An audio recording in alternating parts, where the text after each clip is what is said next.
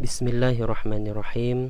Assalamualaikum warahmatullahi wabarakatuh. Alhamdulillah. Tajuk kita pada hari ini, apa tujuan hidup kita, dan 3 perkara penting tentang tujuan hidup kita. A'udzu billahi minasyaitonir rajim. Wa ma khalaqatul jinna wal insa illa liya'budun. Allah Subhanahu wa ta'ala berfirman, yang mana maksudnya, dan tidak aku ciptakan jin dan manusia melainkan supaya mereka beribadah kepadaku. Jadi tujuan hidup kita, tujuan kita diciptakan di atas muka bumi Allah ini adalah untuk beribadah. Kita jadikan seluruh baki usia yang kita ada ini, baki usia yang Allah pinjamkan ini, yang kita tidak tahu bila Allah Subhanahu wa ta'ala akan tarik nikmat usia ini, kita jadikan baki usia kita ini untuk beribadah, untuk mentaati segala perintah Allah dan menjauhi segala larangan Allah. Seterusnya saya akan sentuh secara ringkas 3 perkara yang mengenai tujuan hidup kita. Yang pertama, kita mesti tahu tujuan hidup kita,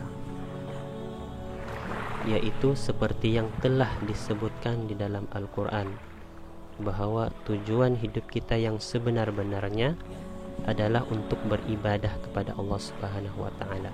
Kita ibaratkan seorang nahkoda kapal yang ingin berlayar di tengah lautan. Jika nahkoda kapal ini tidak ada arah tujuan, maka dia akan tersesat di tengah lautan yang penuh dengan bermacam bahaya. Demikian juga kita sebagai hamba Allah, kita perlu tahu apa tujuan hidup kita di dunia ini, yaitu untuk beribadah.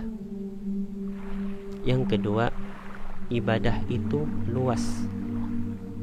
Secara mudahnya ibadah ini terbahagi menjadi 2. Yang pertama ibadah mahdhah, yang kedua ibadah ghairu mahdhah. Ibadah mahdhah ini seperti salat, puasa, zakat, haji. Dan ibadah ghairu mahdhah ini seperti tidur, makan, mencari nafkah, membantu orang lain.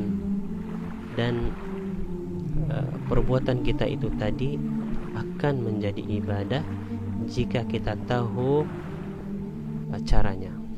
Dalam hal ini kita perlu tahu bahwa ibadah itu luas. Ibadah itu bukan sahaja solat, puasa, zakat, haji, bahkan seluruh perkataan, perbuatan kita yang diridhai oleh Allah Subhanahu wa ta'ala. Dan yang ketiga, niat. Niat inilah yang menjadikan ibadah ghairu mahdhah kita itu, tidur, makan, bekerja kita itu menjadi ibadah, bernilai ibadah dan berpahala.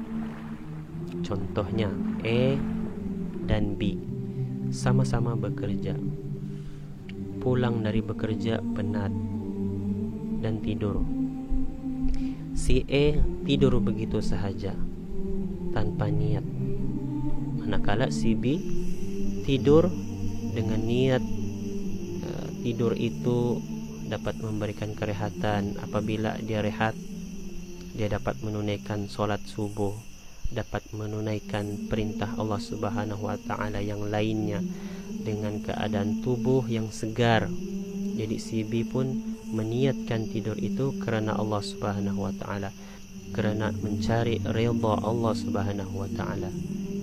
Jadi si A cuma dapat rehat, tetapi si B tidurnya yang selama 6 hingga 8 jam itu, pertama dia dapat rehat, kesegaran badan, dan yang kedua dia ada nilai tambah di situ, di mana tidurnya itu bernilai ibadah dan berpahala.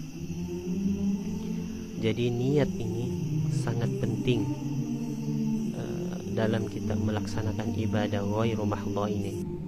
Jadi betapa pentingnya niat dalam kehidupan kita, di mana niat inilah yang membezakan adat dan ibadat.